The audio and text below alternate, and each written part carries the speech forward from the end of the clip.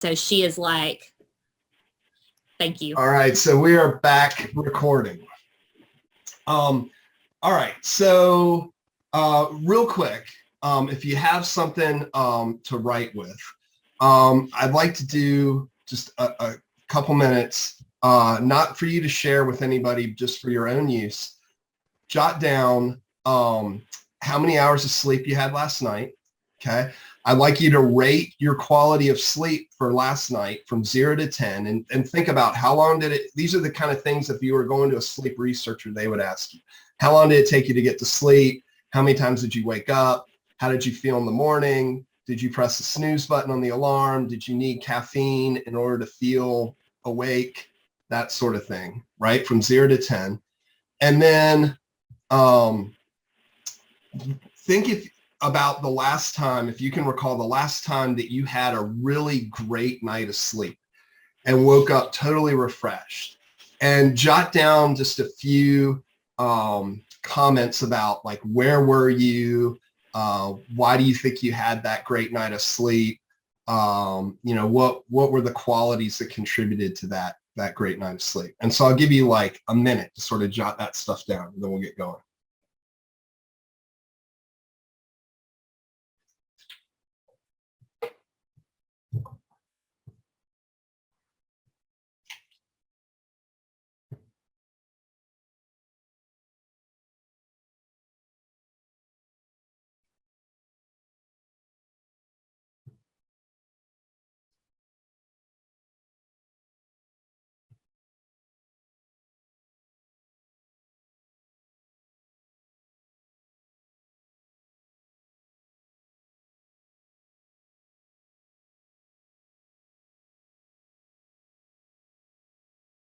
So as you're wrapping up that exercise, I'll just share with you that, let's see, my answers. I got 6.5 hours of sleep last night. I woke up once, I pressed the snooze button once, and I needed a small cup of coffee after I got up. I didn't drink a whole cup.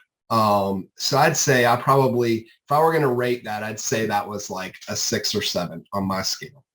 And the last time I had a great night's sleep, a week ago, I was on vacation at the beach and I was preparing for this lecture and immersed in reading a whole bunch about sleep research. And I was like, so I did everything right for a couple of nights and I had just some awesome nights of sleep that were definitely 10s.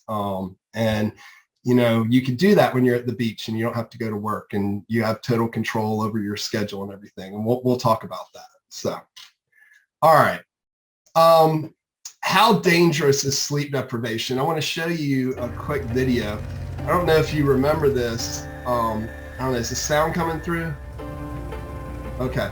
So this was back in 2012, and this was when Felix Baumgartner partnered with Red Bull and with the Guinness World Book of Records to break a whole bunch of world records, including the highest free fall. So they put him in this balloon, took him all the way up to the very edge of the stratosphere. There wasn't enough oxygen for him to breathe to even live. He had to be essentially in a spacesuit. And then went out on this little ledge here.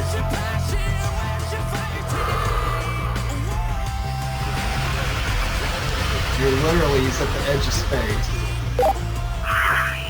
Right now, the whole earth looking on. I'm going over. And, the sanction by the Guinness World Book of Records bumps him. Jump her away. Now he's free falling. He goes faster than the speed of sound. 823 miles an hour. And breaks that record for the fastest person to ever free fall, the highest free fall ever. And he lands successfully, right? Seems pretty dangerous. I don't know how many people that would do that, right? It's pretty dangerous, and so for doing that, that gets him in the Guinness World Record Hall of Fame, right? See, I think it was 15 years ago, Guinness World Records outlawed or will not take any requests from anybody doing any kind of record for sleep deprivation. They deem sleep deprivation so dangerous that they will not sanction anybody trying it because it is that dangerous. More dangerous than what we just saw is sleep deprivation, trying to be sleep deprived, right? Oh, yeah, we don't need to see that again. All right, so hold up. Well, we don't really have time to do this. I'd love to, maybe if you want to unmute, how many days do you think you can go without food? 3. Not one if it's me. Not 1. 3. Right? So the world record for days without eating, without food, was 74 days without dying, right? Most people can go around a month without having major physical ramifications, right? I mean, you've seen Survivor, right? They eat rice or whatever and they don't die, right? So how many days do you think you can go without water?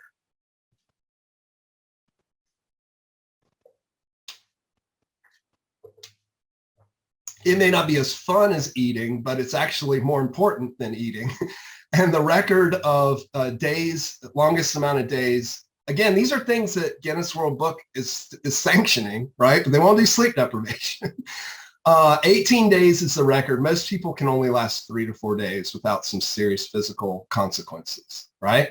All right, so you know where I'm going with this, right? So how many days can you go without sleep, right? All right, and so the world record prior to it being banned by Guinness was 11 days, right? So you need sleep more than you need water and food, right? Most people can only last 48 hours before they have serious like mental repercussions and physical repercussions. In fact, after 1 day of sleep deprivation, we start having periods of microsleep where our brain sleeps and we don't even know it. And after 2 days, those periods get pretty long. I mean, after 1 day, it's about 2 to 5 seconds at a time. Your brain just kind of goes to sleep and you can't even control it, right? All right, I see one of the people in the chat did 3.5 days, right? Yeah, I'm sure that was horrible. Okay, so how much sleep do you need for maximum brain and body performance, just to cut to the chase? And so the research is pretty consistent that humans need 7 to 9 hours of sleep consistently, meaning pretty much every night you need 7 to 9 hours of sleep. And the continuity of that sleep is very important. It needs to be in one big block. And so, sleeping 5 hours and taking a 2-hour nap in the afternoon does not constitute 7 hours of sleep. Although naps can help, but it's not the same. You can't bank sleep. And so, my quote before is that sleep is non-negotiable, but we live in a society where people deem sleep as a luxury, right? And I'm going to hopefully present some evidence to you to maybe change your mind on that. Concentration is one of the first things that gets affected by inadequate sleep. And there's a lot of statistics that have to do with sleep-related injuries and issues. So every hour in the United States, someone dies from a traffic accident that's related to fatigue error, right? As I mentioned, microsleep is a momentary lapse in concentration that we usually don't even perceive that we've done it. It's usually less than 2 seconds, but in that period of time, you are not aware of your external world at all. And if you are driving 30 miles an hour, you've traveled 30 yards, it's enough to drift into another lane. And at 60 miles an hour, you've gone over half the length of a football field in 2 seconds that you're not aware of what you're doing, right? So that's where, when we talk about these traffic accidents, people dying in these traffic accidents, that's usually what's happening in those situations. So there's a lot of experimental, not just statistics, but experimental evidence to back this up. So sleep researchers did a study where for 10 minutes a day, you had to look at this light. And when the light came on, all you had to do was push a button. Every time the light comes on, push a button. And they measured how many times you did that and how many times you missed the light coming on, right? And they measured your reaction time, how long it took to press the button, right? And they found some really interesting things. They looked at people who got 8 hours of sleep and compared them to people that had 1 night of sleep deprivation. Their missed responses went up 400%. So they had 4 times the numbers of missed responses in that 10 minutes. And that was due to microsleeping. They were just not aware the light had come on. It wasn't that the light came on and they forgot to push the button. They didn't see the light come on when it came on during those times. Right?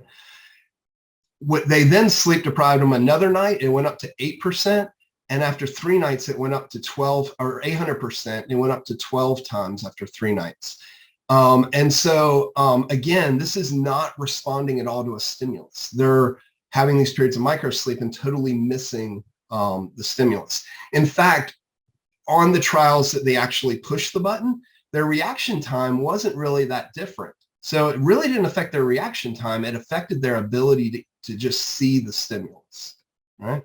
Now, here's where it gets interesting, because most of us are not sleep depriving ourselves for a whole night, right? Although students sometimes pull all-nighters.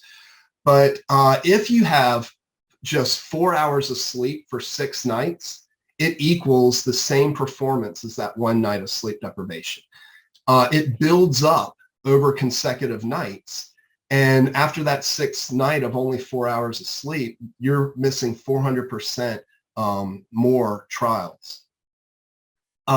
If you then extend it to 11 nights, not quite 2 weeks, the miss percentage goes all the way up to that 800% of 2-night sleep deprivation. And so you guys are probably thinking, well, 4 hours is, half the amount of time that you need to sleep, right? Well, 6 hours, raise your hand. How many of you sleep 6 hours routinely? I fall into that camp when I have a high workload. If you do that for 10 nights, which a lot of people in America would not consider that abnormal sleep, right?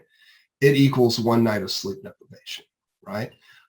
So again, going back to the statistic at the top of the page, for someone to die every hour related to fatigue error, we are the only species on the planet that selectively deprives ourselves of sleep. Every other animal species on this planet goes to sleep when they're tired and wakes up when they're not tired unless they're threatened by something. And so we're the only ones that self-impose a schedule of sleep deprivation on our lives. And it has really negative consequences. Another study was done in a driving simulator, and they had 4 different groups: a control group, 8 hours sober, a drunk group, so 8 hours of sleep but legally drunk, a 4-hour sleep sober, and a 4-hour sleep drunk. And you can imagine where this is going, right? The 4-hour sleep sober had 6 times more off-road events. That was the same as being drunk and having a good night's sleep, right? So 4 hours of sleep impairs you as much as if you were legally drunk, essentially. And then the worst part about it is if they were 4 hours sleep and they got the participants legally drunk, it didn't just add up like 6 and 6 to 12. It multiplied, and well, it didn't come up. It was 30 times more, right? So having a cognitive impairment of being intoxicated along with the cognitive impairment of sleep deprivation causes major concentration and perception issues. All right, so take home points. How long can you stay awake before you start seeing some of these effects? They've done this research as well. So it turns out that we need to recycle or reset our sleep-wake system after about 16 hours of being awake, right? So I woke up at 5 o'clock this morning, 5:30 this morning. I hit the snooze. Woke up at 5, got up at 5:30. So that means by 9:30 tonight, my cognition won't be at its maximum performance. It will start to decline and start becoming impaired. Not to the point that I'm legally drunk, but that's the point at which I need to be thinking about it's time to go reset my sleep cycle and wipe the slate clean. And again, you need somewhere between 7 to 9 hours. So that 8 hours of optimal sleep comes from this middle of the range of 7 to 9 hours of quality sleep is important too. All right. So as Ashley was mentioning sort of in the break, I wanted to point out a couple of notes about science. One, science is ever evolving and fluid, right? It's changing all the time. New information is being created and discovered every day, right? And some of those things we know with pretty good certainty, right? A lot of things in science we believe with some certainty, but we haven't got to that level that we know it with good certainty, right? And then there's some things in science that we theorize based on the above two things. You know, we know this and we believe this, and so we have a pretty good hunch that this is also happening, right? But all of those three things sort of sometimes get lumped into science. And when we hear the word science, we think, you know, A+, approved, accurate, this is the way things are. And it's really, that's not the way it works, right? When we talk about sleep research, a lot of it is correlative, right? So all that stuff I just talked about, you know, it was their impairment correlated with the fact that they only had that amount of sleep the night before, right? But it's difficult to do what we call causative research. It's difficult to go in and cause someone to sleep a certain amount and then say that this is predictive or came from that, if that makes sense, right? And the last thing I want to say about sleep research is that the more complex the system is, the harder it is to understand the parts of that system, to sort of separate them out and say, okay, slow wave sleep is doing this and REM sleep's doing that, because they're kind of interconnected with each other. And the fact that, you know, even if we talk about something like concentration, what does concentration involve? Well, it involves your frontal lobes and processing power, but it also involves perception of your visual system. I mean, it also involves your emotional state. I mean, it's really complex. And so we talk about something like concentration, but there's a lot of things going into that, right? So we have to kind of keep all that in mind. But what I'm going to do is present to you information that I believe is fairly concrete and worthwhile to consume. All right, so a little bit more about the sleep system in particular, and I mentioned the hypothalamus, which is this area shown in purple down here, and this little green sliver right at the very front is that suprachiasmatic nucleus. That's the clock in our brain, and we actually have a clock that's going around at 24 hours a day. And if I were to shut you up in a lab with no idea what time of day it is and no way to know, your body would function pretty much on that same 24-hour cycle for as long as I keep you in there. Studies have been done over 90 days with people in isolation like this, and they just kind of keep on chugging along. It actually runs a little bit longer than 24 hours, about 24 and a half hours, but it's pretty good at this internal clock at going, right? The internal clock, though, has to have an output, and its output goes to this gland in the back of our brain called the pineal gland that releases a hormone called melatonin in response to darkness. So when that clock gets to, hey, it's time to be dark outside, melatonin gets released, and that is the signal for our brain to begin sleep processes, right? Now, it's not a switch. It's not a light switch. It gets turned from being awake to being asleep. It just sets the stage for our brain to fall into sleep, as we say, right? To commit to going to sleep, to becoming drowsy, to having less concentration, less brain activity, that sort of thing, right? Okay. You guys have probably heard about these things before. And there's some other things that are going on with our circadian rhythm as well. So actually, before melatonin starts, a really important signal for our body's sleep-wake cycle is the body temperature. So your body temperature fluctuates about 1 degree a day, which I don't know if for my work over the last year and a half, I've had to take my temperature every morning before I go into work. And you can see this fluctuation depending on like when you take your body temperature, right? And so your highest body temperature is at night, and that signals, that's one of the signals to our body that, hey, it's late in the day, I should be getting drowsy. And it's lowest right before we wake up. And in fact, it starts to increase, and that increase in our body temperature is one of the ways that our body internally wakes up without an alarm. This increase in body temperature wakes us up in the morning. I'll also mention, so melatonin, again, sort of starts and stops when it's dark and when it's light. And if you think about, we've only had the invention of electricity for a couple hundred years. And so for thousands of years before that, we operated in two worlds, daytime and nighttime. And fire, just really wasn't that bright. It wasn't that much light. And so, our body is used to operating on this cycle of, hey, when it's dark, I have to operate differently. It's better for me to find a safe place away from predators to sleep and do that thing that I need to do every day. And when the light comes up, I need to wake up and be active and find food and all that sort of stuff, right?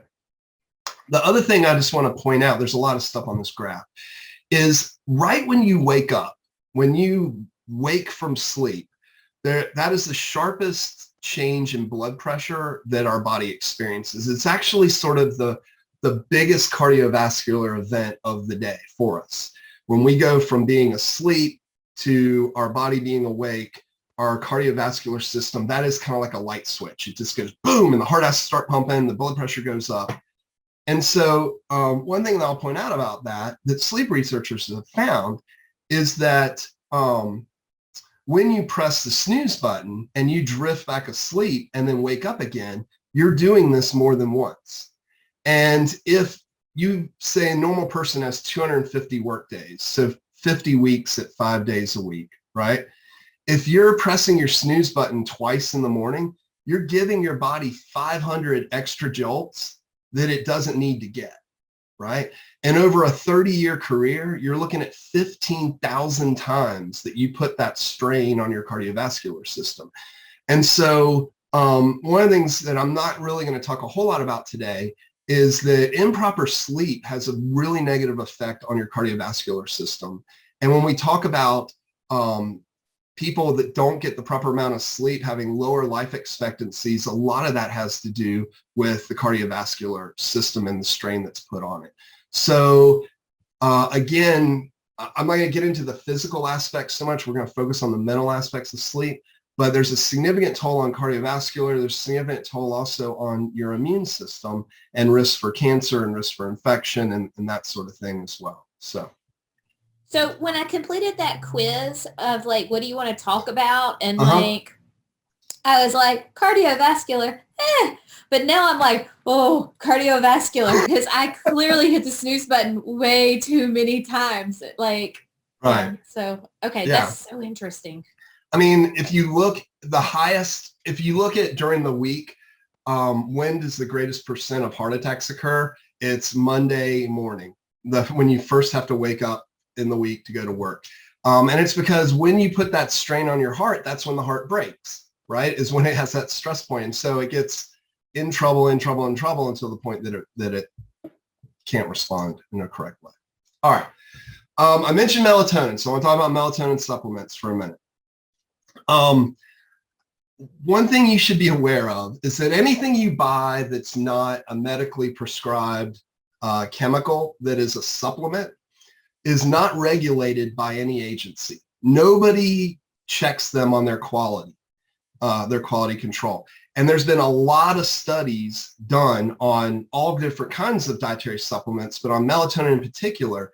And they find that products range from 80% less than what they say is supposed to be in there. So if it says 1 milligram, it only has 0.2 milligrams of melatonin, to 460% more, which I think is even scarier because you take a 1 milligram melatonin and you're really taking 4.6 milligrams. And even within a manufacturer, if you look at different batches, they vary. So it's not just their manufacturer, that particular manufacturer, but it's just the process is not driven to be precise because nobody's telling them they have to be and checking up on them. So that's one issue with melatonin. The second issue is I just Googled melatonin, Google shopping, and these were the first 5 that came up. And you see that they're at Walmart and Target and whatever Puritan's Pride is. If you look at those amounts, you have a 5 milligram, a 1 milligram, a 5 milligram, a 10 milligram, and a 10 milligram, right? Most people are taking 5 to 10 milligrams, where if you went to a sleep doctor and said, I think I need melatonin, how much should I take? They would prescribe you 0.5 milligram to 2 milligrams. So most people are overdosing, and that's if they don't have this extra 460% in whatever they're taking, right? So people are generally who use melatonin are taking way more than they need to. Now, the flip side of that is it's really not going to hurt you to take more. We think. I mean, we don't know. A lot of this is we don't know. We haven't done the research, but people aren't dying from melatonin overdose, okay? But in general, you don't need to take that much, right? And the other thing I want to say about this is there's a super strong placebo effect. The placebo effect is the biggest pharmacological effect ever. It is more powerful than any drug we've invented. When your mind believes that it's taking something that's going to do something, it almost certainly falls into that trap, right? So, I don't want to get into all this, but when you take a melatonin pill, it goes into your stomach and there's a bunch of acid in there, and the acid breaks down stuff, and you're hoping enough melatonin gets out of your stomach in your blood system and then gets through this thing we call the blood-brain barrier, which blocks almost everything from getting into your brain, and hope that the melatonin gets in there in sufficient amounts to have its effect. So we don't really know that when you take melatonin per oral, any of that's really making it into your brain. But there could be a super strong placebo effect. And that, I'm not discounting that. Go ahead and take it if it helps you go to sleep, because placebo effect or not, it's doing what you're hoping it does, right? Where we see melatonin can actually really help, maybe, if it is getting into your brain, is with jet lag. So anytime your normal body clock is now not matched up to the light-dark cycle, so then melatonin can help move you to match up with that normal sort of light-dark cycle, right? All right, real quick, because I want to get to the fun stuff. Norepinephrine, I already mentioned this, vigilance in the brain. In disorders like anxiety and panic attacks, there's way too much norepinephrine in response to things that shouldn't cause norepinephrine, and induces panic and fear for stimuli that shouldn't induce panic and fear, right? And so obviously that's not a good thing for sleep, right? Because we want to calm the brain down during sleep. And so those disorders can affect sleep in a negative way. And then disrupting sleep sort of has an effect on the disorder. And so this comes like this vicious cycle back and forth, right? The other two neurotransmitters I briefly want to mention that I already have, acetylcholine is sort of your wakefulness. So during the daytime, you have lots of acetylcholine. It's helping your brain be functioning well. During sleep, serotonin is that go to sleep sort of trigger neurotransmitter. If we look at how this actually works in the brain, there's these areas in the brainstem that regulate our conscious awareness. And norepinephrine is sort of driving the release of acetylcholine throughout the brain to stay awake. Serotonin is sort of driving GABA, that inhibitory neurotransmitter, to sort of inhibit your brain and put it to sleep. So it's actually not really serotonin so much that's inhibiting the brain. Serotonin's causing GABA then to come through and do that thing. Two other minor ones that I want to mention are also, while you're awake, this chemical called histamine that we don't like in our peripheral body, because histamines get released in response to irritation. And so if you have allergies and your nose is irritated and inflamed, you take an antihistamine, right? But the side effect of an antihistamine is if it goes into your brain, it blocks this waking signal. And that's why antihistamines say it may make you drowsy, not to operate a motor vehicle. Like, we don't listen to that. We take an antihistamine and then we drive to work, right? But, you're turning down the awake system in that effect. And then the last chemical is probably the most important chemical, is called adenosine.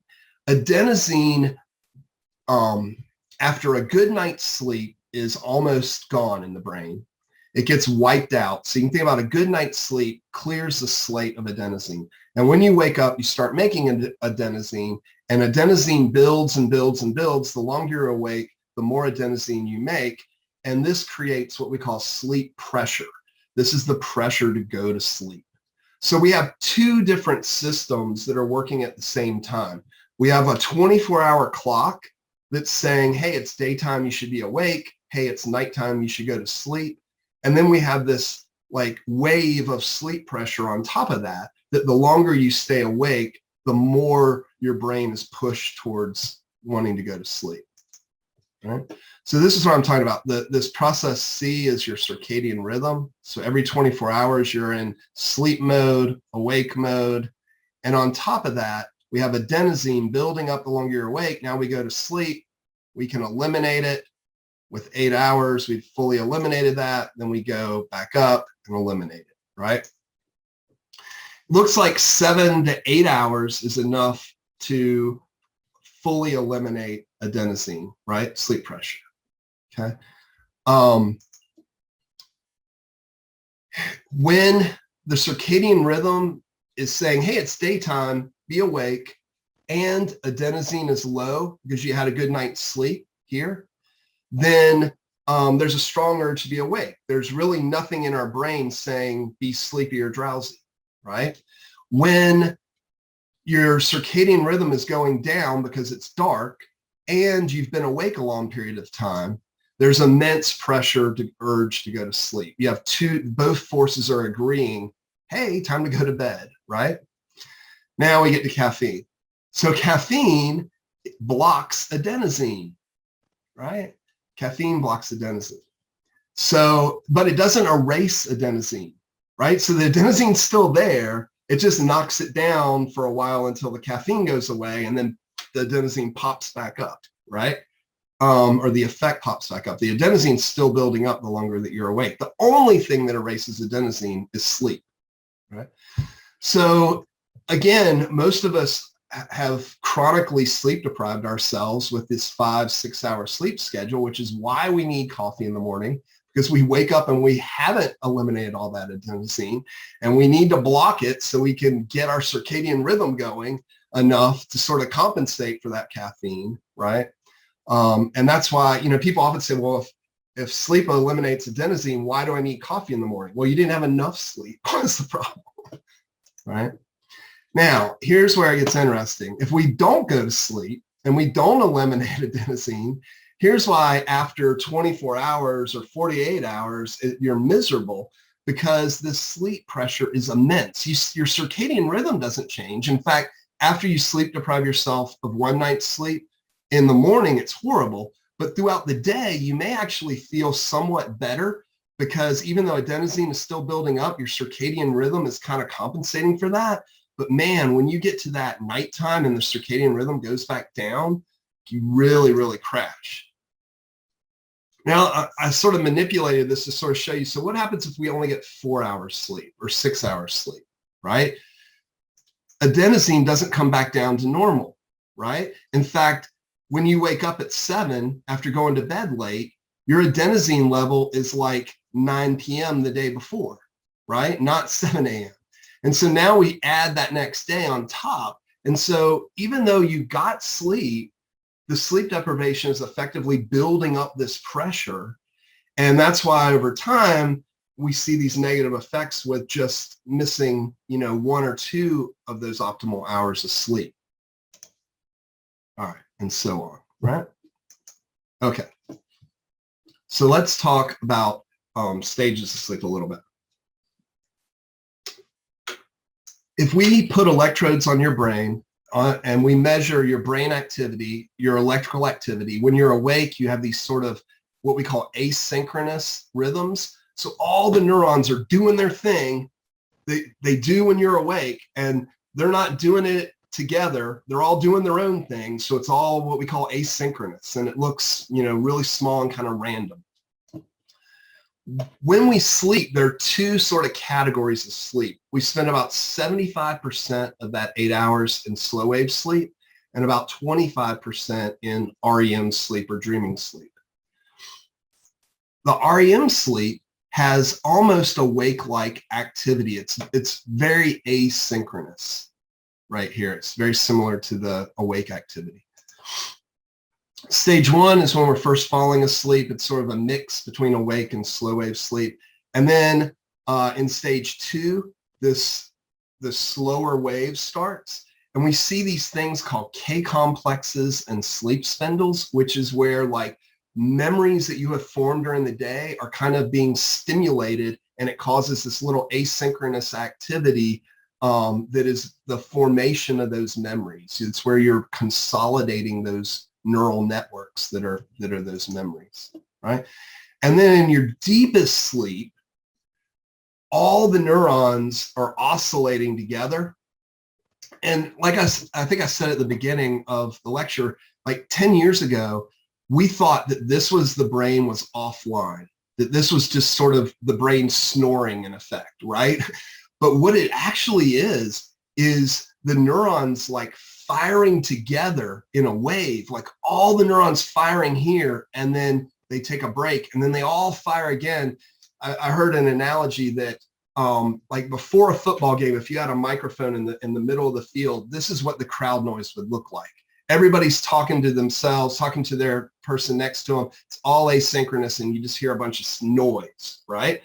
Then the football game starts, and they score a touchdown, and everybody yells at the same time. And then, you know, there's an interception. Everybody's quiet. That's sort of what the slow wave sleep. It's like all the neurons are firing together and then resting together and firing together. And in fact, it kind of like ripples through the brain from the front of the brain to the back of the brain. It's really important in memory formation. All right. So we cycle through these stages every 90 minutes. So if you do the math and say about 7.5 hours of sleep is about optimal, you're doing about 5 of these cycles a night, right? That's what our body needs, is 5 cycles of sleep a night. But the cycles are not the same. So in the early half of the night, we spend most of our time in that slow wave, ripple, oscillating neurons firing stage. And in the later part of the night, the REM sleep gets much longer, and we do most of that 25% of REM sleep in the last half of the night, right?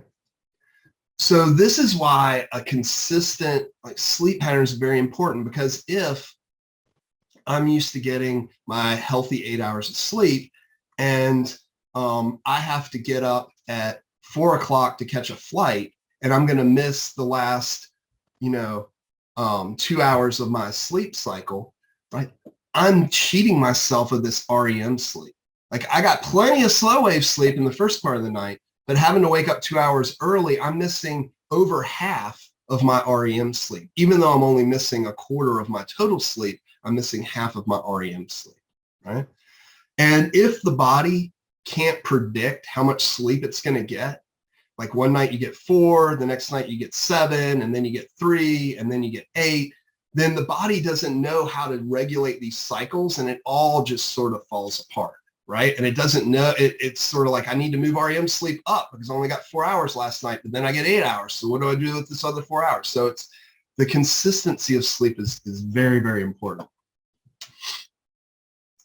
All right, so what's the purpose of this? And so I'm going to show you a little research. I'm going to summarize it. I'm going to sort of give you the big picture and then show you a little research. But slow wave sleep, we think, like I said, we didn't know this 10 years ago. So 10 years from now, we may be like, no, it does 10 other things. I don't know.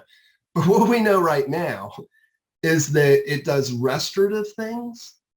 So part of sleep is to allow our body to like rejuvenate. And so growth hormone gets released. The immune system makes more immune cells to keep our immune cells happy. And the brain actually opens up and clears out toxins in the brain in slow wave sleep. It also, that cyclic firing is helping store the previous day's memories. And in fact, if we sleep deprived people, then we interfere with memory recall there. It also, we think, is filtering out like, okay, this is important stuff to store. And what I have for lunch, really, I don't have to remember that 2 days from now. We don't have to really focus and store that, right? Unless it was some kind of important, memorable lunch, right? REM sleep it's not a fluke that it comes after slow wave sleep. So slow wave sleep essentially like sets up the memories, like sets up the neural networks, and then REM sleep comes in and like finesses them. And so most of slow wave sleep is with what we call declarative memories. So declarative memories are facts and information and events, right? REM sleep actually helps us consolidate how to do stuff, procedural memories, right? So if you're learning how to play guitar, then you will see an increase in REM sleep because you're learning a procedure, and the REM sleep kind of is like, hey, I got a whole bunch of new procedural stuff. I got to make sure it gets encoded in there, right? It also sort of finesses those memories that are stored by slow wave sleep. So it kind of cleans them up and connects the new memories to existing memories, sort of like adding to your autobiographical story. And it also, and we don't know how it does this, but somehow it allows the prefrontal cortex to get stronger or reset. Maybe the prefrontal cortex gets weaker the longer we're awake, and it needs that REM sleep to kind of rejuvenate it or something. We don't exactly know why, but I'll show you some data that shows that this is the case. And one of the big things that the prefrontal cortex does is governs other areas of the brain. And people that have damage to the prefrontal cortex have like road rage, and they're able to govern their emotions and activities. So that's one of the big things of the prefrontal cortex. And so, as I mentioned, REM sleep is when dreams happen, because it's this asynchronous awake-like activity. And if our conscious brain becomes aware of that, it tries to make sense of it. And that's when we remember dreams, right? And that's why dreams are sometimes very bizarre, because our brain is doing this sort of like cleaning memories task, and we're looking at it going, hey, what's that mean, right? And so we try to make sense of it. I heard an analogy. It's kind of like if you turn on a light bulb, you're turning it on to get light, right? It also creates heat. Heat's just a byproduct of that, and we don't really care about the heat. Dreams are like that, right? The REM activity is doing this memory stuff, and if we perceive it, then that's what a dream is. It's our the unintended consequence of perception, of being able to perceive that REM activity. And why do we perceive it? Because it often happens late in the night when our conscious awareness is starting to wake up and starting to become aware of things, right? All right. So this is the research. Again, this came out in 2013. Hold on. Yeah. I got a question then. So I just was thinking about this practically. That the dreaming is a side effect of what's happening in the REM cycle. So people who don't dream, or who is it that they don't dream, that they don't remember their dreams, and what does that mean for that statement? Yeah. So this falls into that sometimes we theorize things based on what we know.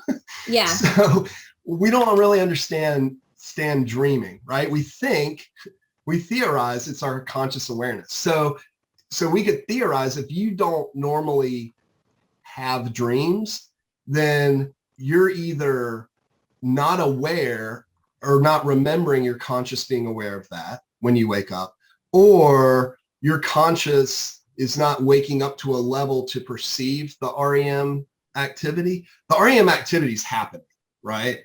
I mean, that's happening, because if that's not happening, you're falling apart. So that's happening, but you're just not remembering it, right? And then there's been considerable research on lucid dreaming.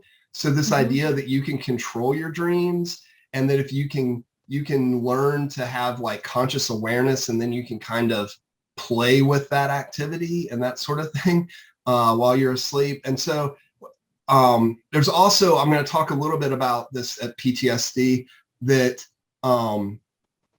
people who, the type of dream that you have can also matter. And if you're aware of that or not aware of that, it can matter, if that makes any sense. But it's one of these sort of fuzzy areas that we don't really understand. Like we can understand a lot about the physiology of REM sleep and what's firing and how that's working. But when it comes to this perceptual thing, we don't have the science to sort of understand that as well, right?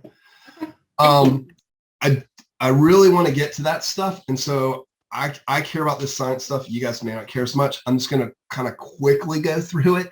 But essentially, in slow wave sleep, those glial cells, those support cells, and even neurons shrink and create 60% more space to sort of drain toxins out of the brain.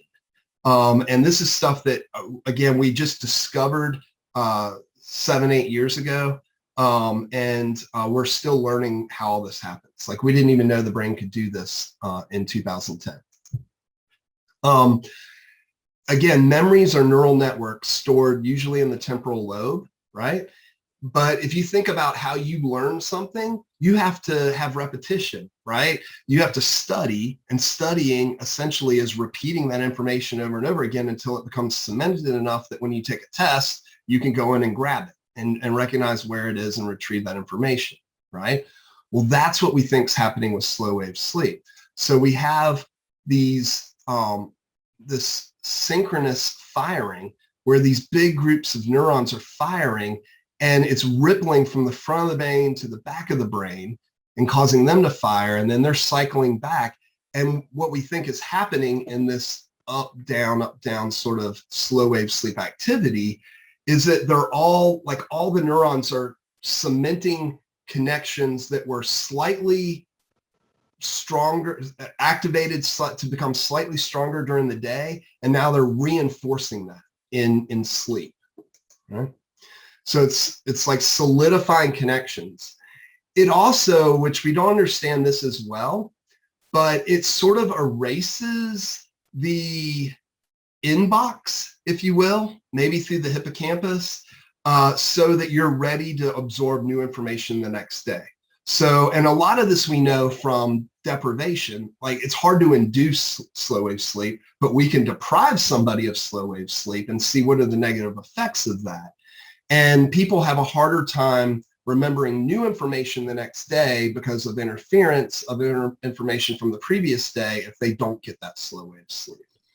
So, okay, I'm sorry. This is the advantage of being the boss. I can interrupt as many times as I want. Okay, so I learned something and then I go to bed. If I don't hit enough slow wave sleep, then I'm not moving that to whatever part of the brain where I can. You're not strengthening as much as you could have. So the sleep for learning, if I've got to make choices and sleep, I've done better to work on a project late last night and come to this training tired. I would do better to do that than to work on the project tonight, because I want to learn all this information. So I need to sleep the night of, right? I mean, I know you're going to say sleep all the time, but it's right. The after sleep that helps to retain it, not the before sleep. Well, it's both, right? So if you don't sleep well the night before, then your capacity to learn new material the next day is diminished because you didn't wipe the slate clean enough. Okay. So before sleep, I see Leah saying before sleep helps with concentration. Yes, or helps with encoding but it helps. Okay. It opens up space in the inbox, right? The inbox is not full. Okay. And sleep after learning clears the inbox and puts it in the hard drive, right? Oh man. All right. Yeah. All right. So briefly, I'm just going to run this real quick because again, this is something I probably care about and you don't. But every animal sleeps, and almost every animal shows both slow wave or non-REM sleep and REM sleep, right? And if we look at our closest relatives, primates, we sleep way less than they do. We need 7 to 8 hours. They sleep 10 to 15 hours. And that's normal, like healthy sleep for humans, right? Humans are also sort of special because primates only spend about 9% of that 10 to 15 hours in REM sleep, where we spend 25% of our time in REM sleep. And no other animal spends as much time in REM sleep as we do, right? So these are things we can measure, facts that we can know. So this is the science we know, and we have a good, we're confident that we know that, right? We also know that humans are the only animal that sleep on the ground or don't sleep in a den or don't sleep in a tree. And our primates will build tree nests, a new one every night, a new bed. and that's a protective thing, right? But here's the thing. When we're in REM sleep, because our brain is awake, producing these awake-like activities, and it's activating motor parts of the brain, our brain paralyzes our body at the level of our spinal cord. I probably should have mentioned this before, but REM stands for rapid eye movement. So the neurons that control our eyes, the movement of our eyes, are above the level of that paralysis. So our eyes are actually moving like as if they were awake when we're in REM sleep. The rest of our body is not moving because the spinal cord has like disconnected itself from the brain essentially, so we don't move.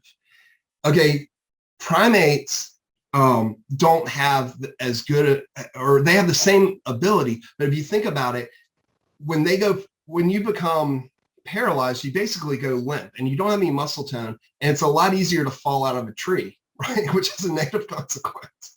So the people theorize, right, that our ability as humans to move, to create fire, to get rid of pests and predators, and sleep next to a fire on the ground actually allowed our brains to devote more time to REM sleep. And that meant that we could compress our sleep into a shorter period. And the theory is that this whole change in sleep engineering from primates to humans, the positive memory encoding things that sleep does allowed us to do things primates can't do, like create social cultural communities and interact with each other in more meaningful ways, and increased our cognitive and emotional intelligence. And all of that basically propelled our species to where we are. And it was really sleep that did that, the change in the way we sleep. So anyway, like I said, that's something I find fascinating. But anyway, I want to get back to the other stuff.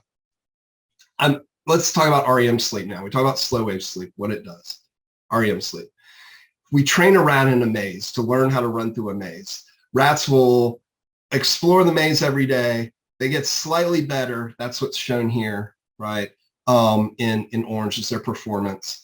In blue is the amount of REM sleep that they have. And usually what happens is the rat all of a sudden learns, hey, this is the fastest way through this maze. And then they always go that way. So there's like this big jump in performance, right? So we see like, here's where the rat learned the maze, big jump, and now it does it as fast as it can every time, right? Well, what we see is the 2 nights before the rat learned, its REM sleep went way up because it's encoding a new procedure. The brain is learning during sleep, essentially. And then after it learned that, the REM sleep drops back down because it's done learning. It doesn't have to encode that anymore. And so this is cool because we can see the increase in REM sleep. Conversely, if we're doing the same experiment and we wake the rat up every time it goes into REM sleep and selectively deprive it of REM sleep, it has a really hard time ever learning the maze, right? We just totally disrupt its ability to learn. So have pretty good idea that REM sleep is necessary for us to learn how to do things, right? And in fact, I don't have this chart, but infants and children spend 50% of their time in REM sleep compared to adults that only spend 25%. And if you think, what is it they're learning? They're learning how to do lots of stuff, right? Way more than like facts that slow wave sleep is going to encode, right? All right. I want to talk about 2 structures. I mentioned the prefrontal cortex. We think about that like the brakes or the governing body of the brain. And some of these more primitive areas, like our reward system and like our emotional stimulus system, like the amygdala, are sort of controlled or regulated by the prefrontal cortex, okay? And the amygdala is sort of like a gas pedal. It's going to, like, when it turns on, we got big emotions, right? And the frontal cortex is going to be like, okay, calm down. That was not that scary of an event. You don't have to get that excited. Like, back the gas off a little bit, okay? What we know about REM sleep and emotion is that REM sleep is the only time in our 24-hour period of the day when there's essentially no norepinephrine in the brain. There's some norepinephrine in slow wave sleep, it's decreasing, but during REM sleep, there's zero release of norepinephrine in the brain in normal, healthy people. And we think that what happened, and we know from looking at brain scans that in REM sleep, emotion-specific memories are being strengthened, are being activated, those areas that are associated with memories associated with emotion. And so what we think, we theorize, like this is what we know, REM activates this area of the brain and norepinephrine's not present. Therefore, we theorize that norepinephrine is this like vigilance, this is bad, negative, you know, be aware, this is alarming. And so basically we think REM sleep is kind of stripping the emotional component off, the negative emotional component off in this safe environment of no REM sleep. It's sort of like, I'm going to activate this emotional thing that happened a whole bunch and the brain's not going to get all aroused by it. So therefore learn that it's not that bad, right? And in fact, if you think about an emotional memory, maybe from like your childhood, something that happened that was very emotional, happy or sad, or scary, it still has that component of, yeah, that was a really happy thing, or yeah, that was a really sad thing, but you're probably not experiencing happy emotions or sad emotions from remembering that, right? The flip side of that is in PTSD, people do still experience that. And we'll talk a little bit about in PTSD, their norepinephrine levels don't go down to zero during REM sleep, right? So that's an abnormal case. But usually the emotional activation of memories fades over time, but it's time spent in REM sleep, right? All right, so how do we test these sorts of things? So here, we present a bunch of images, not we, but these researchers did, right? And they measure people's brain activity in response to a spoon or a shark or a gun. And the amygdala gets activated with these and they report high emotional value. They wait 8 hours. So these people get tested in the morning and then they're awake all day and they get tested 8 hours later. So they get tested at 8:30 and then they get tested at 4:30 in the afternoon, right? The other people get tested at 10:30 and then in the morning, or what is that? Yeah, they get tested 8 hours later, but they sleep in the meantime, right? It turns out only in the people that sleep do they report the same images are less emotionally stimulating the next day. And the people that stayed awake sometimes report that they're even more stimulating, but they're definitely not less stimulating. Right? And if we look at their brain activity, the people that slept have less amygdala activity the second day. The people who stayed awake actually have increases in the amygdala activity. And the people that slept have more prefrontal cortex activity. That's what's causing the amygdala to be less. The prefrontal cortex is saying, hey, remember I stimulated that shark image a bunch at night when no norepinephrine's here, it's safe. So you can respond less to that. And the people that stayed awake have less governing control over that, right? What's cool about this is that you see that there's variability here. Like some people still found this arousing, some people found it less. If we separate out the people who got sleep to the ones that still find it emotionally stimulating and ones that really don't, and look at how much REM sleep those people got, the people that got more REM sleep find it less emotionally stimulating. The people who happen to get less that night are still more reactive to that. Right?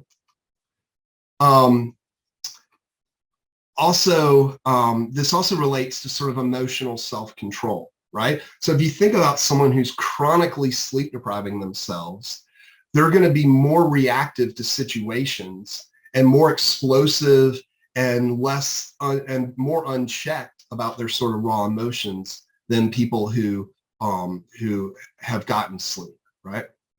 This is another study that shows 60% more amygdala activity after sleep deprivation, right? And it doesn't have to be a complete sleep deprivation. Again, another study was done. So they did one study with complete sleep deprivation.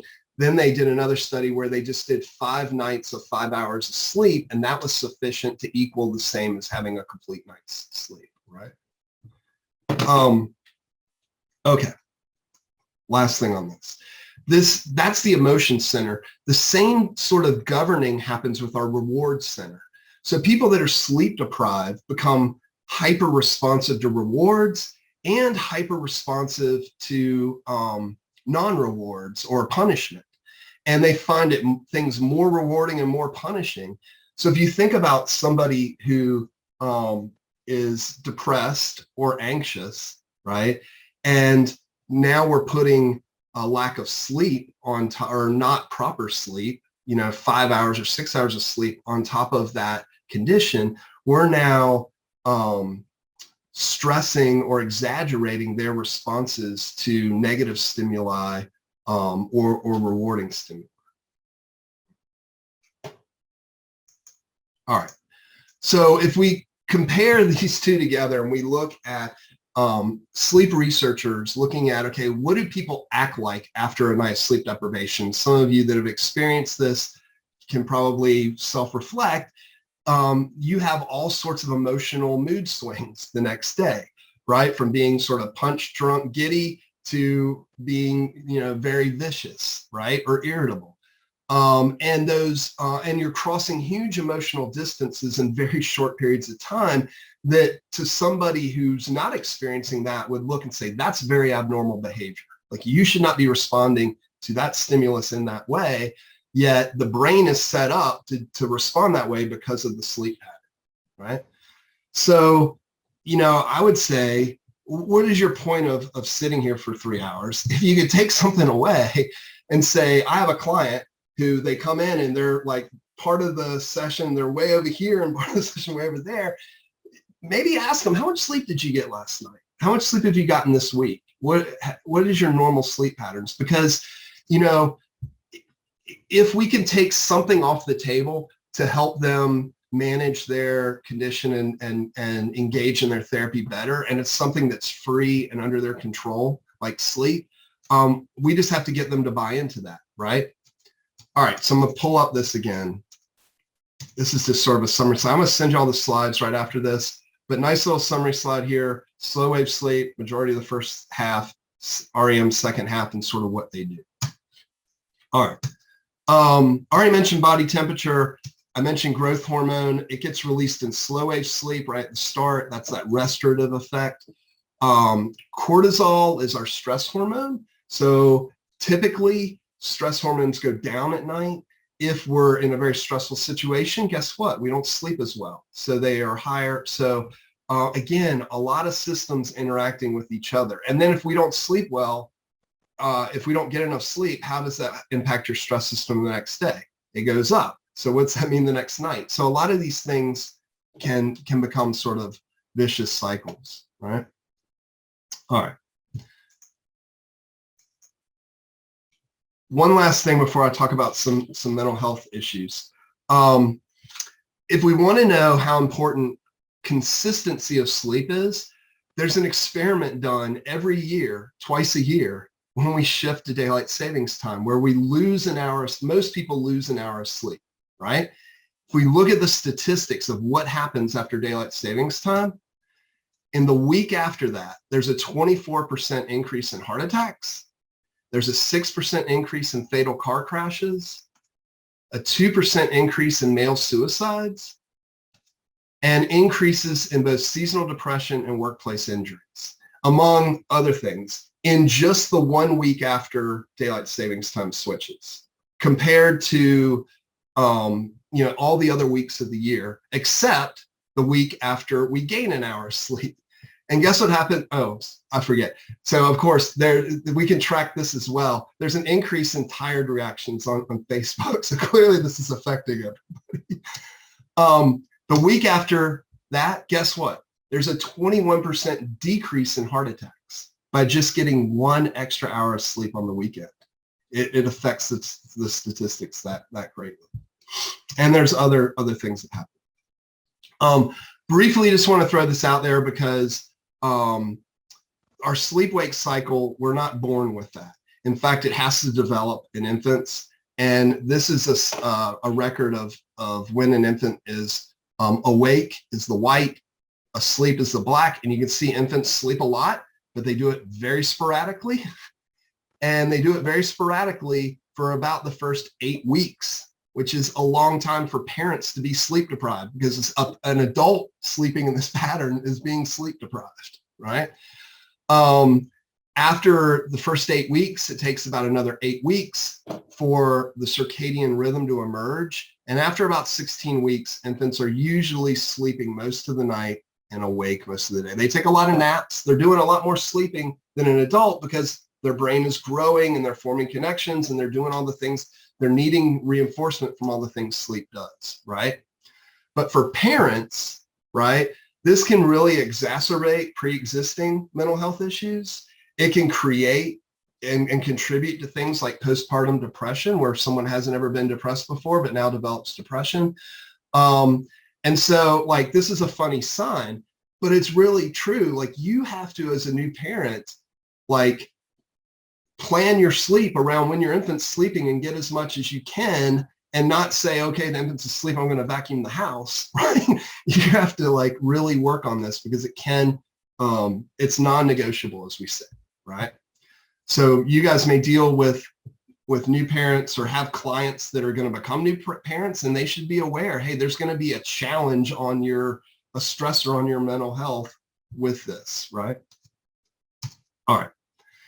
So a couple of things. There is no major psychiatric condition in which we see normal sleep patterns, right? Now, this is one of those correlative things. We can't say that sleep causes psychiatric conditions or that psychiatric conditions interfere with normal sleep patterns, but this is something we can measure and know, right? The prevailing view has been it's the mental disorder that interferes with sleep.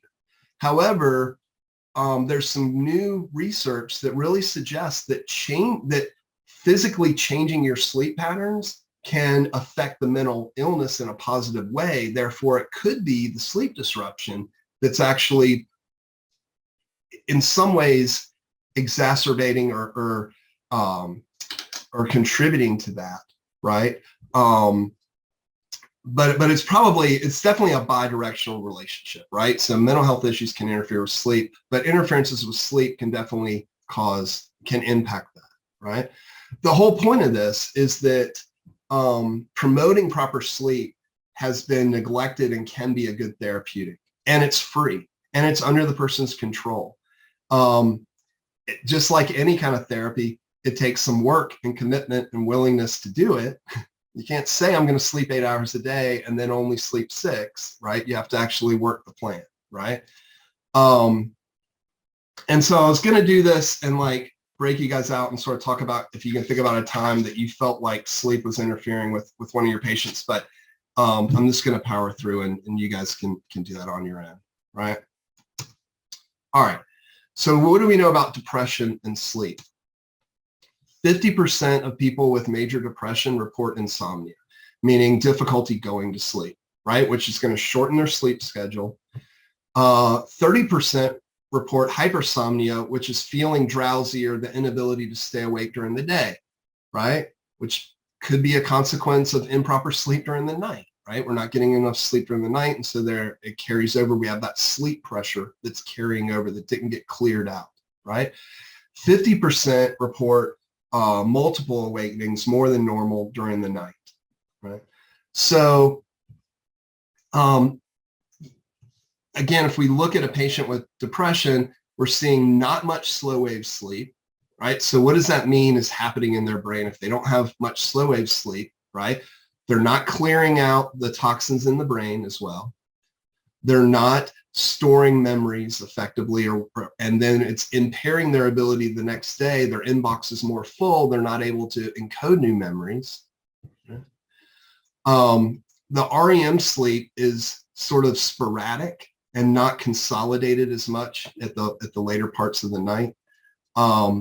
That's the yellow here. I'm sorry. The orange is being awake, right? And they're just not getting the same amount of sleep.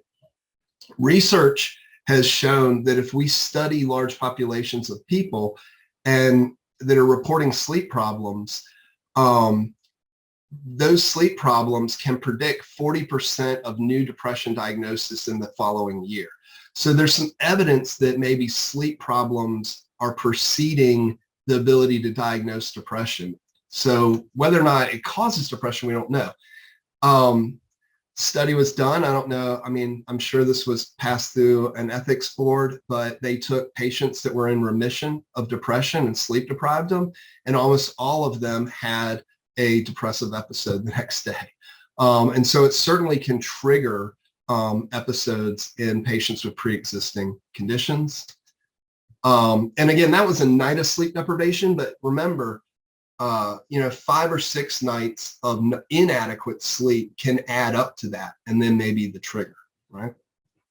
And if we look within patients that have major depressive disorder, the ones that don't have as bad as sleep problems compared to the ones that have the worst sleep problems, those populations separate out into the ones with sleep problems, worse clinical outcomes, higher attrition rates, and less responsive to treatment, more resistant to treatment than the population of patients that had better sleep habits. There's pretty good statistics. So again, it's correlative. We just can look at statistics, right, of rates of suicide and people that report sleep problems. But this is the statistics are so clear that the World Health Organization now lists sleep as a modifiable risk factor for ideation, attempts, and death by suicide. The 3 sort of key components of that are insomnia, so being awake for periods at night when and that then probably is allowing the brain to have ideations and have more cognition and rumination about things when it should be sleeping, right? Nightmares that are sort of negative, instead of REM sleep clearing the emotional content, it's actually reinforcing negative emotional content of those dreams, right? And then the sleep pressure or sleep inertia that they experience, right?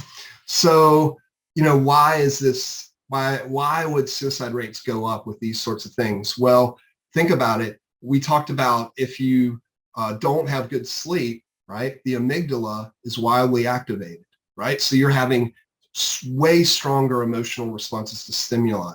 Your decreased rational decision making, right? Suicide is not a rational decision that someone usually makes, right?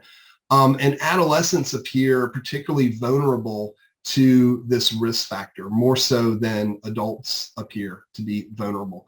And this could be because adolescents typically need more sleep because their brains are still developing and sleep is doing, and more is happening in their brain during sleep. And so that could be one of the reasons that disruptances in sleep are particularly difficult for adolescents. I didn't really get into adolescent sleep, but adolescents release melatonin about 2 hours later than adults do. So the fact they want to stay up later than adults is part of their biology. And we don't know why that happens, but it shifts in adolescence and it shifts back in the early 20s back to like an adult-like state. There's been some theory that helps adolescents gives them some extra hours of being awake that they can like break free of the adult supervision or whatever. I mean, if you think back to like evolution and tribes, like the parents all went to bed and the teens were all up for another 2 hours, and they were sort of figuring out how to do things on their own those 2 hours, and that helps them become adults. I mean, that's the theory, but again, we don't, we can look at statistics and then we can theorize about it. With PTSD, so you guys know that hallmarks of PTSD are flashback memories and usually nightmares, and that those things cause physiological arousal in the patients and cause cognitive disturbances, right? And if you ask patients like who have PTSD, what's going on, they'll often self-report they can't get over the experience, right? So when they have an external trigger, they hear a gunshot or a car backfires or a loud noise, that triggers the high emotional activation that's associated with the previous traumatic experience. Right?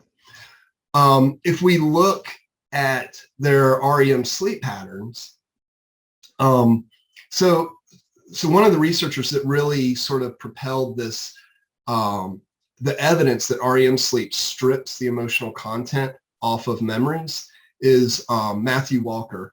And he called that overnight therapy. It was almost like REM sleep was group therapy for your emotional neurons. And it was like basically telling them, hey, it's really not that bad. Look, norepinephrine's not here. It really wasn't that bad of an experience. Tomorrow, you don't have to perceive it as emotional, right? Well, for PTSD patients, that same evolutionary physiological process is happening. REM sleep is having group therapy, but there's like a gunman in the room because norepinephrine's high. So it's basically like reinforcing the traumatic event every night. And REM sleep doesn't know it's doing that because norepinephrine's not supposed to be there, but it is, right? And this creates the nightmares, and that then enhances this connection. And the nightmares are the PTSD patient's perceptual cognition of the REM sleep, right? So if they don't have a nightmare, it doesn't mean it's not still being reinforced. They just weren't aware of it, right? And so the REM sleep's not able to to successfully strip that component. So it tries the next night. It's like, hey, we didn't get rid of that. Let's try again. And so it's like it's reinforcing it over and over again. And that was the theory that Matt Walker came up with. And then he met a researcher at the Seattle VA that was treating vets with PTSD with a drug to lower their blood pressure, because elevated blood pressure is one of the physiological arousal things. And so they thought, hey, we can maybe increase their comfort, reduce their excitement by decrease. And it turns out after about 2 weeks on this blood pressure medicine, a lot of the vets were coming in saying, hey, my nightmares stopped. I quit having the nightmares.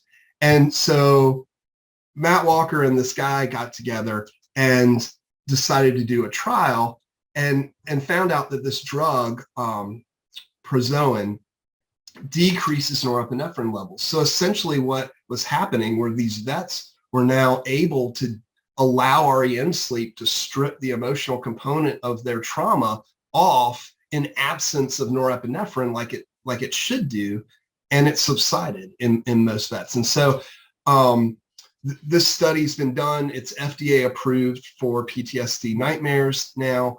This was all done in war-induced PTSD and veterans.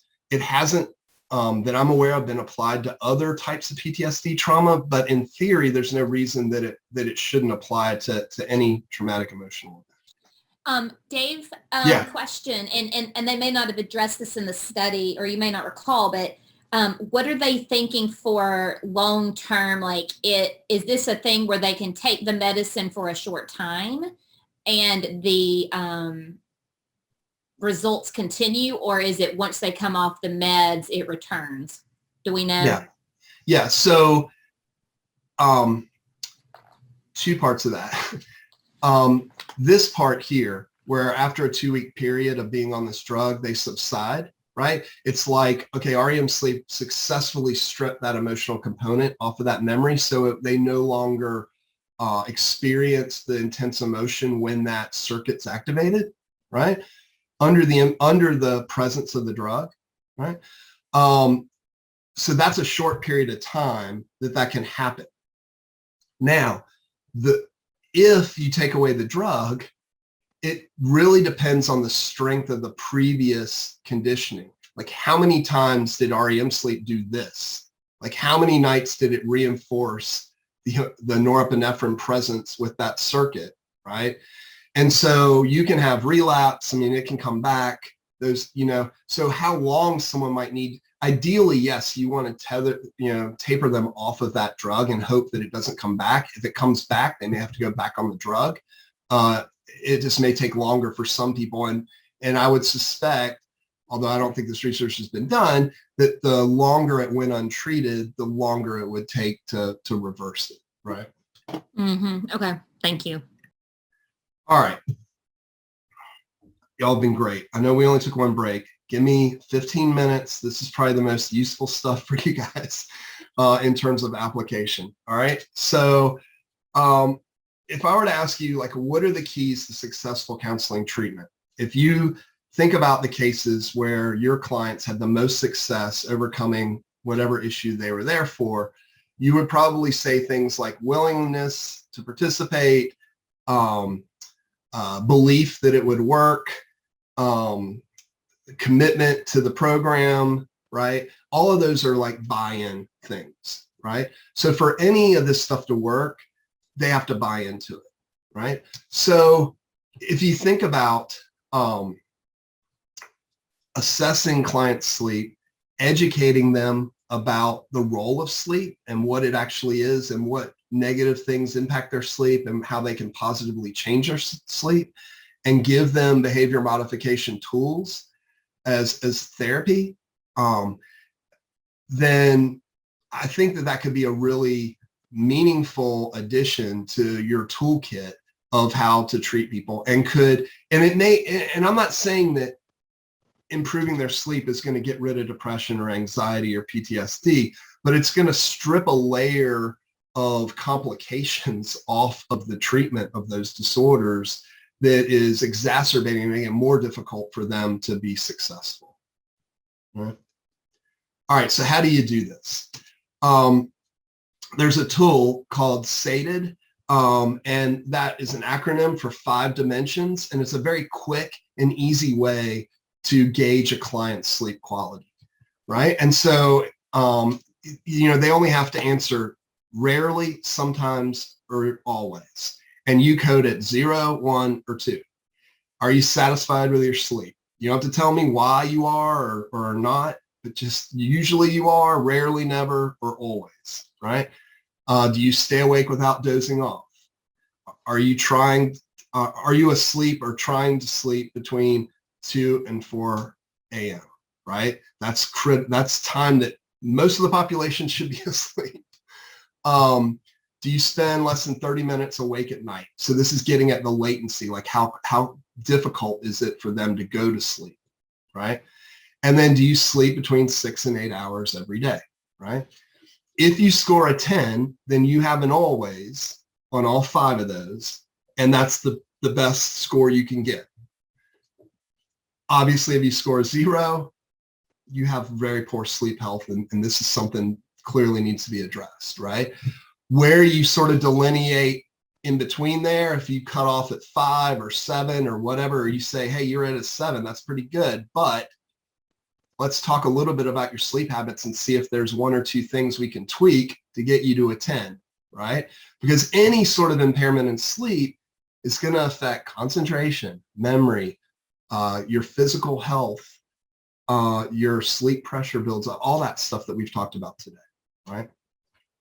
And I've tried to include links, like this is the study. If you want to go get this, at the bottom of all these articles, you can see the actual data for this, right?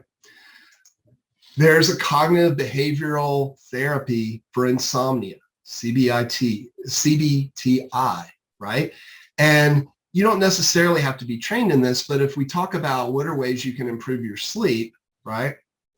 You can see that things that people need to be doing map on to these processes of sleep pressure, which is process S, sleep pressure.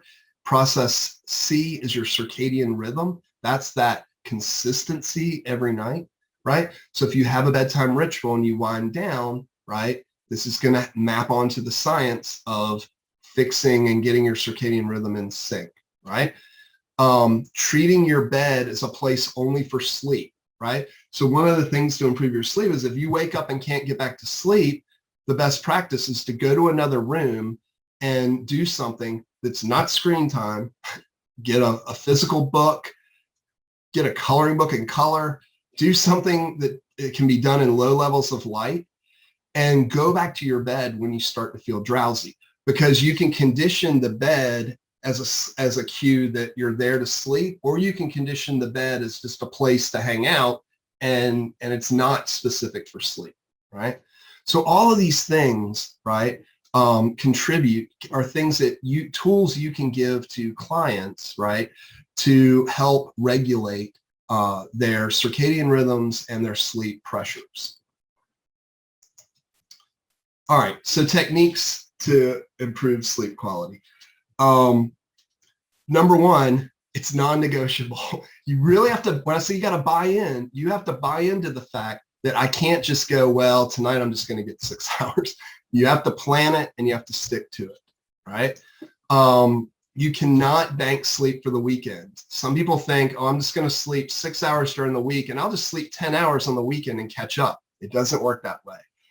You can maybe successfully eliminate your adenosine and start the week off at a lower level, but every day during the week, like you're okay Monday, but by Friday, you're a mess. You can't think straight because you've accumulated that the whole week. So sometimes we call this sleep bulimia. You can't like binge and purge on sleep. You have to be consistent on it.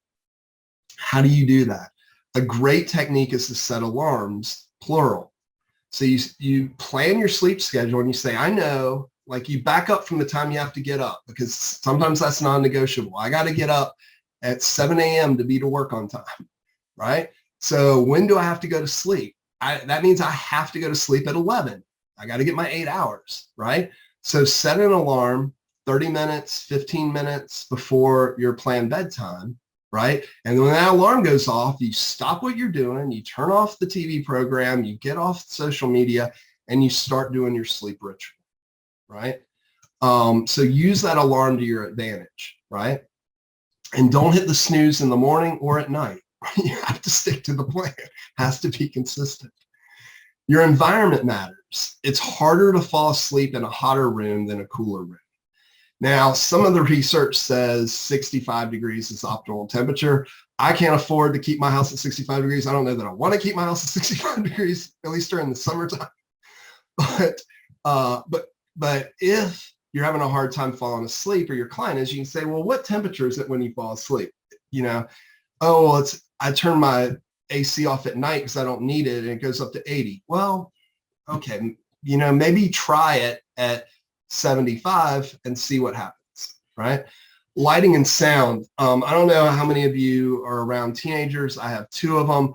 The newest sort of trend are these LED lights they put up in their rooms around the ceiling, and like my daughter leaves them on at night. It drives me crazy. I'm like, this is not a good condition. Now, often she puts them on red, which is like the lowest ambient light. It's not like strobe lights are bright or something, but you know, this is something that, again, if your sleep quality is great, fine.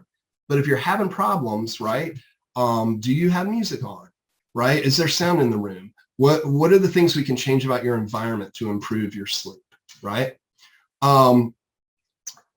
You know, ask them, why do you think your sleep quality isn't good, right? What are your specific, because this could be very personally specific, right? So what are your particular obstacles? And then how can we figure out a way to remove those obstacles to having good sleep quality? Okay. As I mentioned, prepare your body for sleep. Have a pre-sleep ritual, right? Find out, how long does that take? Does it take 15 minutes or 30 minutes? Things that you can do. Some people report if they are having ruminating thoughts that keep them from going to sleep, by writing a worry journal and saying, hey, these are things I'm worried about. I know I'm worried about them, but guess what? Can't do anything about them today.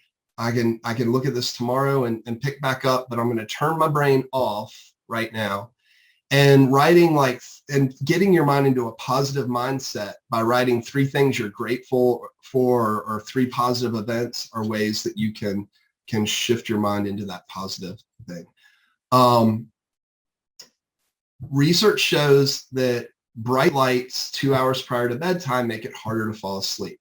And this is like the blue light of computer screens, that white of computer screens or of iPads. If you're reading a book on an iPad and you have, and the display is up high, right? That blue lights interferes with melatonin. It's your brain is saying, hey, it's not dark outside, right? So particularly that can interfere.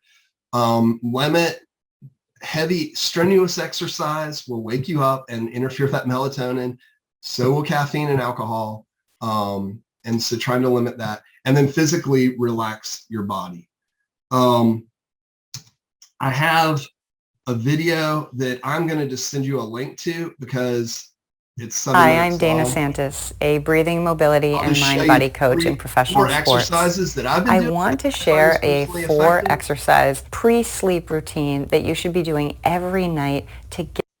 So the exercises are essentially grabbing your bed and doing a like stretching your back and your legs out through a squat position, doing a thigh, hip, and rib stretch each way.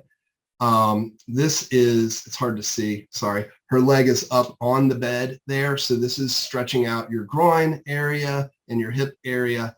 And then this is laying each leg over that way. These 4 exercises release tension in your body and really prepare your body to just be relaxed and accept the onset of sleep. It's something I started doing at the beach, and I was like, I don't know if this is crazy. I'm not going to recommend it if I don't think it works, but I think it really helps set your body, instead of just, jumping straight into bed and just laying there. It's really, it doesn't take long to do them. All right. Lastly, I want to talk a little bit about sleep aids. People often self-medicate. We talked about melatonin, placebo effect. Melatonin's not that hazardous to your sleep, right? Alcohol and marijuana. People have misconceptions because they make you sleep drowsy, and they have a sedative effect, very much like sleep medicines do. And when your brain is sedated, it does not do slow wave sleep. It does not do REM sleep. Even if the alcohol wears off halfway through the night, or the marijuana wears off halfway through the night, and those act through 2 different mechanisms. Alcohol acts through one way in the brain to make you drowsy, and marijuana acts in a different way. If it wears off halfway through the night, then you're missing out on that slow wave sleep, the restorative sleep, and you may be getting your REM sleep, but what's REM sleep doing? It's looking for the memories that slow wave sleep was supposed to put there. And it's like, where's the stuff I'm supposed to finesse? I don't see it.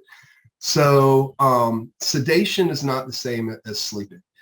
Ambien and Lunestin and other types of medications are doing sedating, right? They can be helpful when people have, if you think about times that we put people on other types of medicine, it's usually a last resort sort of thing, right? Like, this is so disruptive. The only way that you're going to get better is if we medicate you. And that's really the way these things should be treated, although they're not. They're very much treated like almost over-the-counter use. There's pretty good evidence. I got a question because it's popped up multiple times. Where does triazidone fit into that? Is it going to be a sedation? Triazidone is typically prescribed as an antidepressant.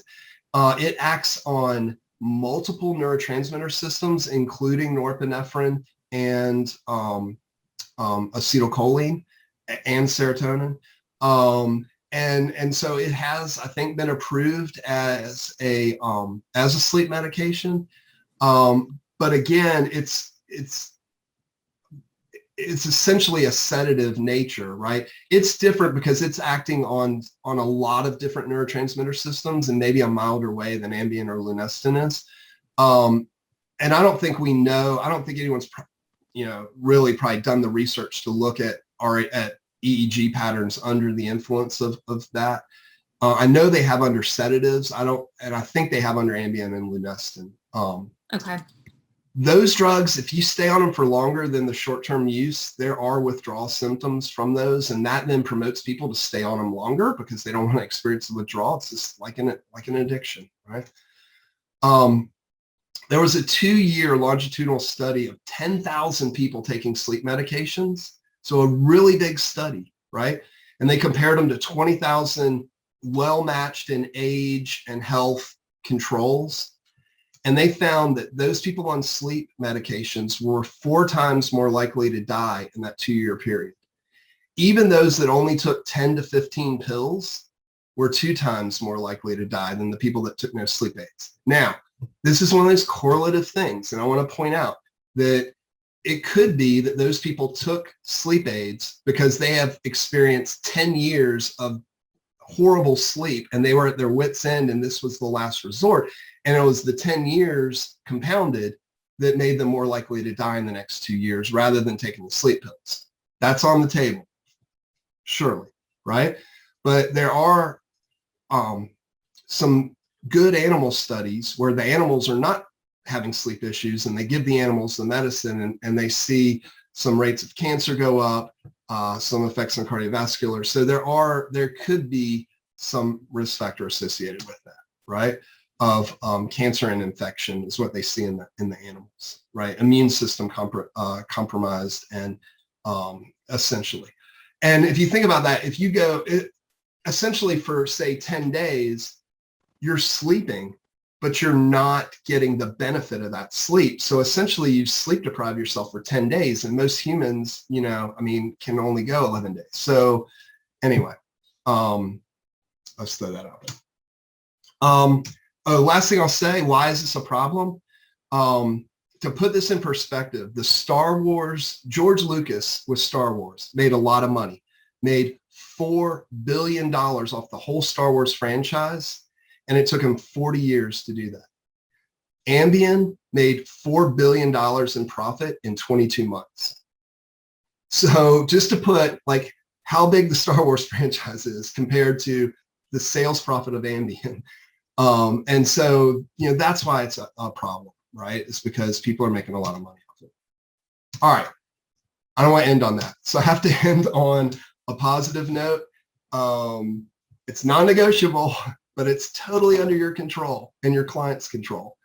And it's something that that I hope you guys will consider incorporating or at least inquiring about and giving your clients some tools to deal with that.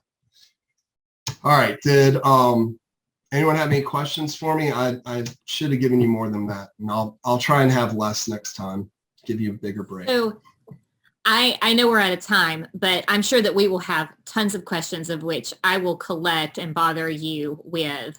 There's my information. Feel free to contact me directly. I don't mind at all. I hope that you guys took as many notes as I have because we're going to definitely be revisiting this with some assessment stuff at intake. And I've got ideas, got tons of jobs for you guys now. Yeah, this is great, Dave. Sorry. Yep, that's right. They're going to be like, don't invite that guy back. She gets too many ideas. Yeah. Thank you so much, Dr. Pittman. All right. I'm going to stop recording. Yes, stop recording. Everybody try to get some sleep tonight.